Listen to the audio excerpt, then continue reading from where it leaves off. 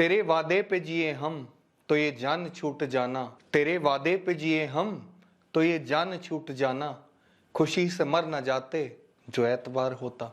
नमस्कार, मेरा नाम है ललित और आपका स्वागत है लीगल क्लिनिक बाय ललित में, एक ऐसा YouTube चैनल जिस पे हम लॉ से जुड़े हुए इंपॉर्टेंट विषयों के बारे में बात करते हैं और बताते हैं आपको कि लॉ आपकी डे टू डे लाइफ में कितना जरूरी है। और आज हम बात करेंगे सेडिशन लॉ की।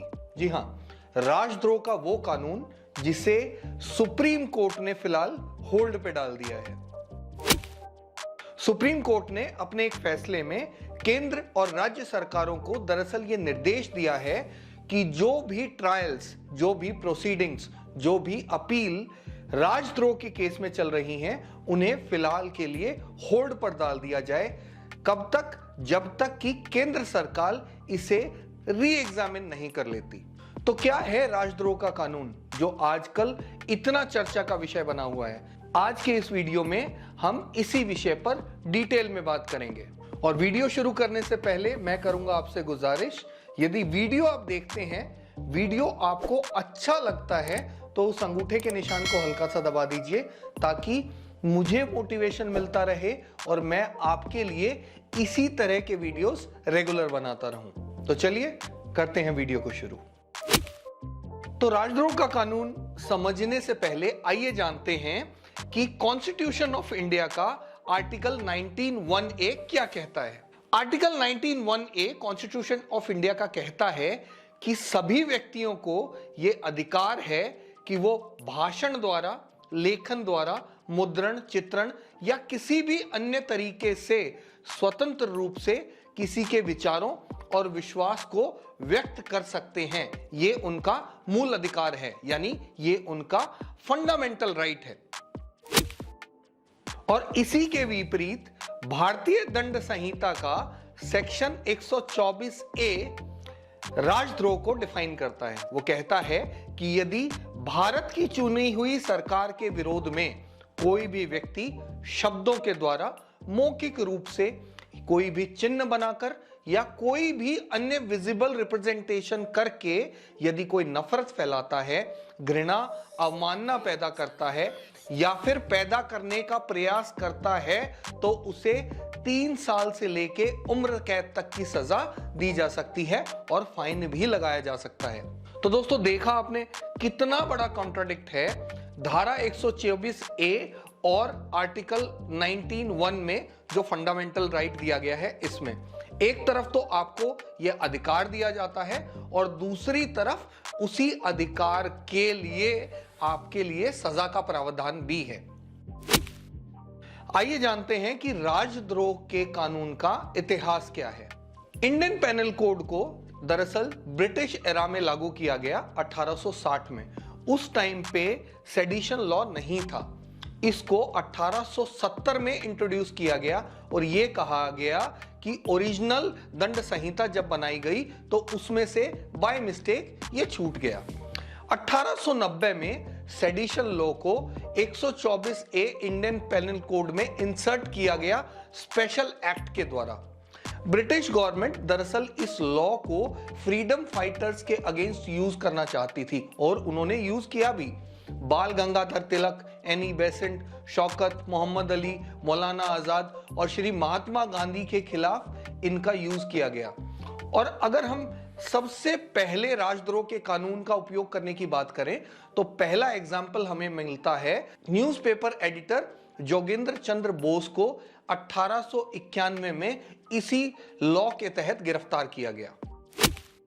सन 1922 में महात्मा गांधी को भी इसी कानून के चलते बॉम्बे में प्रोटेस्ट में हिस्सा लेने के लिए अरेस्ट किया गया और 6 साल की जेल दी गई। बाल गंगाधर तिलक पर एक्चुअली में 3 बार यह कानून लागू हुआ और उन्हें 2 बार जेल भी हुई। इसके अलावा जवाहरलाल नेहरू, अब्दुल कलाम आजाद, विनायक दामोदर सावरकर पर भी सेडिशन लॉ लागू हुआ। तो क्या जब भारत आजाद हुआ तो इस कानून को बंद कर दिया गया? जी नहीं। इंडिपेंडेंस के टाइम पे सेडिशन यानी राजद्रोह को 1948 में जो कॉन्स्टिट्यूशन बना रही थी बेंच, उसने ड्रॉप कर दिया। सेडिशन वर्ड कहीं नहीं था हमारे कॉन्स्टिट्यूशन में, लेकिन 124A section Indian panel code का जस का तस बना रहा। और 1951 में जवाहरलाल नेहरू ने पहली बार कॉन्स्टिट्यूशन में जब अमेंडमेंट किया तो आर्टिकल 19(1)A के साथ आर्टिकल 19(2) को भी डाल दिया गया। इसमें रीजनेबल रिस्ट्रिक्शंस लगा दी गई right to freedom of speech पर, यानी आप जो मर्जी नहीं बोल सकते सरकार के खिलाफ। यह पहली बार श्री जवाहरलाल नेहरू ने 1951 में किया। इसके बाद इंदिरा गांधी गवर्नमेंट ने सेक्शन 124A को एक कॉग्निजेबल ऑफेंस बना दिया पहली बार भारत की हिस्ट्री में। और उससे क्या हुआ, उससे ये पुलिस को ये अधिकार हो गया कि वो किसी भी व्यक्ति को बिना वारंट अरेस्ट कर सकती है। अगर हम लैंडमार्क केसेस की बात करें जो सेक्शन 124A में दाखिल हुए, तो सबसे पहले बात की जाएगी पंजाब हाई कोर्ट में दाखिल हुए 1951 में तारा सिंह गोपी चंद वर्सेस स्टेट के केस के बारे में। दरअसल इसी हाई कोर्ट के जजमेंट के चलते जवाहरलाल नेहरू प्रॉम्प्ट हुए और उन्होंने right of freedom of speech and expression को रीजनेबल रिस्ट्रिक्शंस के साथ बैन कर दिया। इस जजमेंट में दरअसल ये कहा था पंजाब हाई कोर्ट ने कि सेक्शन 124A कॉन्ट्राडिक्ट करता है article 19 of constitution of India के साथ।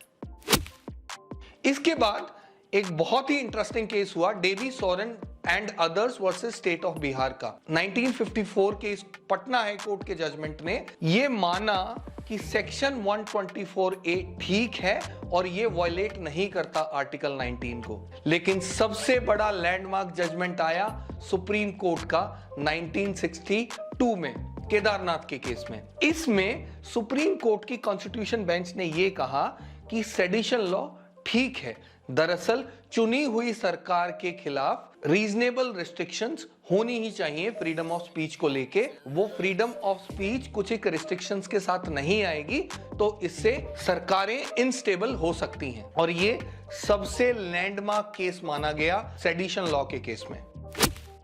आइए जानते हैं कि कितने मुकदमे दरअसल सेडिशन लॉ के दाखिल हुए। नेशनल क्राइम रिकॉर्ड्स ब्यूरो यानी NCRB की अगर माने तो उन्होंने डाटा कलेक्ट करना ही 2014 में शुरू किया जब नरेंद्र मोदी सरकार बनी, और टोटल 356 केस रजिस्टर करे गए 2015 से 2020 के बीच में। इस 6 साल के पीरियड में ध्यान देने वाली बात यह है कि 356 में से सिर्फ 12 लोगों को दोषी पाया गया राजद्रोह के लिए। और कन्विक्शन रेट की अगर बात करें तो 2020 में यह 33.3% था, 2019 में मात्र 3.3% था, 2018 में 15.4% था, 2017 में 16.7% था और 2016 में 13.3% था। तो दोस्तों, ये था राजद्रोह का कानून। मुझे उम्मीद है कि आपको आज का ये टॉपिक पसंद आया होगा, समझ में आया होगा, और समझ में नहीं आया है तो वीडियो को दोबारा देख लीजिए, समझ आ जाएगा। इसी उम्मीद के साथ कि आपको लीगल क्लिनिक बाय ललित के ये टॉपिक्स पसंद आ रहे होंगे, मुझे दीजिए इजाजत। स्वस्थ रहें, सशक्त बने। जय हिंद, जय भारत।